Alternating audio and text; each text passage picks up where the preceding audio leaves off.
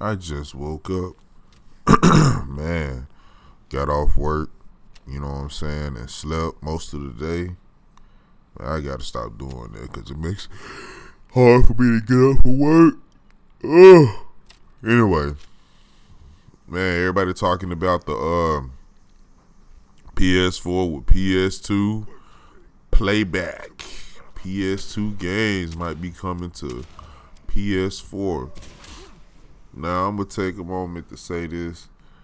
Man, this is one reason why PC is probably the best platform, man. Well, you know what? I ain't even going to take it in that direction yet. Let me go with it. Let me go with it on the PlayStation side.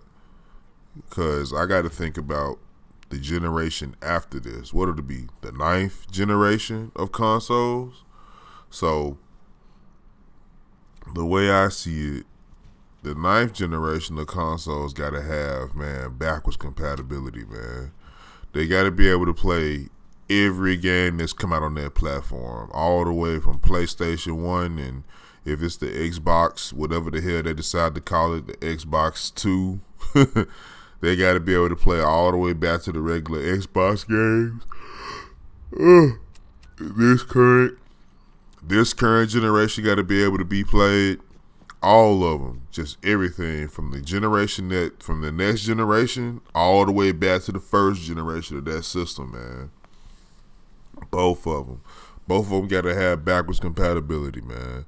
And I think that's because everyone spends the money on the games. That I guess they find value in what they spend their money on. I mean, who wouldn't? And they want it to be theirs until they die.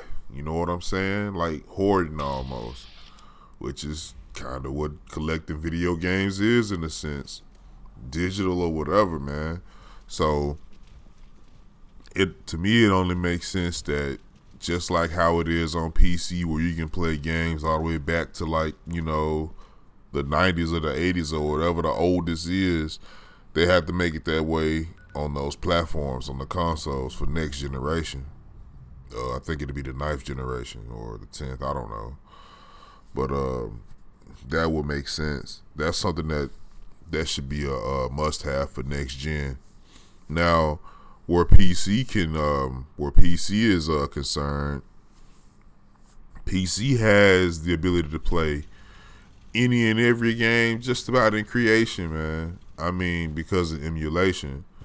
And now that that Sony themselves is working on emulation, they got to keep that shit under wraps, man. Because once people open up the PS4, excuse all the yawning, I just woke up.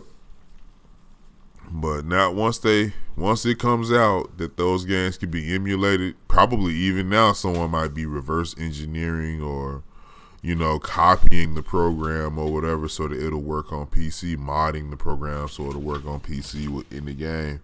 Because they've had PlayStation 1 and 2 emulation on PC for a long time.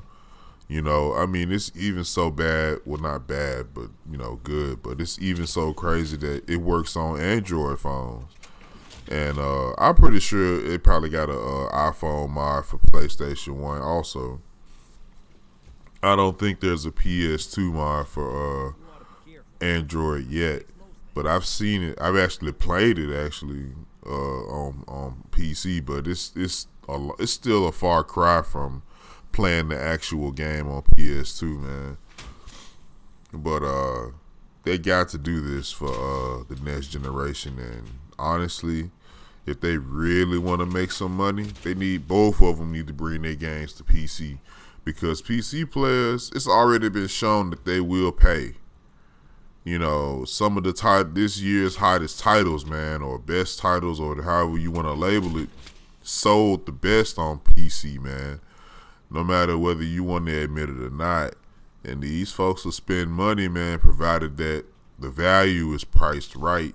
Because it shouldn't even make sense for a PS1 game or a PS2, Xbox 360, any of those games, man. They shouldn't cost, more than $10, $15, maybe $20. They shouldn't, man, because they're old like that. You know, that stuff is way back, man, 10 years plus. But people still see value in them because it's great titles back then, especially on PlayStation 2, man. PlayStation 2 is probably the best console of all time. I mean, I'm not trying to, hop on nobody dick or nothing like that. I'm not into that type of thing anyway. But it is what it is. It has probably the biggest game library of any system. And so Go check that out. It's important, man. It's extremely important, you know. But it would make sense to me, instead of all this PlayStation Now and all that BS, just go the Steam route. You ain't got to release the games on Steam, but just have a DRM? You got it. Excuse me. Gotta have like a store, man, or something that, like Origin, Steam, Uplay. They can have call it the PlayStation experience. And since Microsoft pretty much owns the system, they already have their platform with the Windows Store.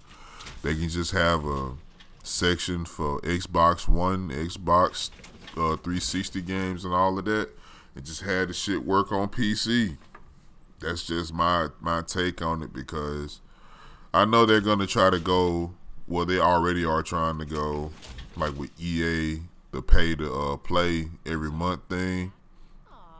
I think that's BS, man.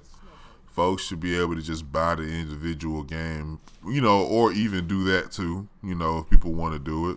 But for me, I'm more of like the way it works on Steam. I don't necessarily, I know we don't own the games, but while Steam services are here, that's what we pay for, and we own it for that time period or whatever.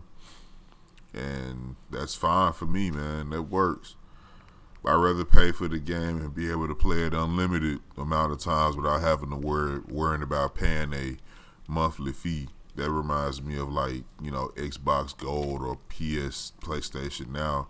That shit is stupid, man. You shouldn't have to pay to use online services or whatever like that. That's not good.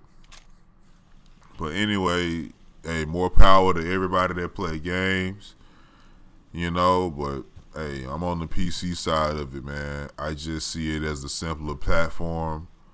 I mean, well, not simple, but the all-inclusive, because once you turn the game off, you can do whatever you need to do otherwise on your PC, man. And hey, that's just me. Anyway, thank you, man. Subscribe. Continue to watch the videos and everything, man. I watch y'all's videos if y'all make videos and all of that too. All right, thank you. Y'all have a good evening.